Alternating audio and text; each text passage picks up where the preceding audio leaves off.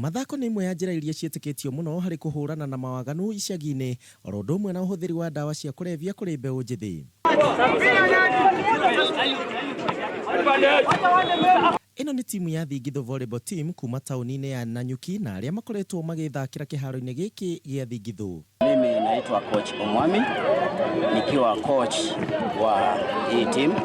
Hii Thingithu ni timu ambayo tumeanzisha katika estate ya Thingithu. Cause tumeona kuna vijana wengi wako na talents, lakini pale mahali pa kuziweka ndio hakuna. Timu ĩno ĩcemanagia haha oro mũthenya thĩinĩ wa meharĩria mao ma o kiumia, na mũthia wa kiumia magakorwo na ngucanio cia kũmarehe hamwe. Onete matunda ma kirabu kĩu nĩ tondũ anake aingĩ anini nĩ matigĩte kũnyua njohi, anake aingĩ anini nĩ tũmacarĩirie nginya mawĩra ma kũrutaga o mũthenya nĩ tondũ ona gũkorwo no ithuĩ twĩrũgamĩrĩire. Tulikuwa tukistruggle na coach wetu hapa Omwami, pamoja pia na coordination ya wanaume wengi hapa hivi. Most of them are parents, some of them are even hustling. Kũringana na anake ici, Nanyuki ĩrĩ na ũhoti wa kũruta timu mwaki mangĩheo nyitanĩri wa kũigana.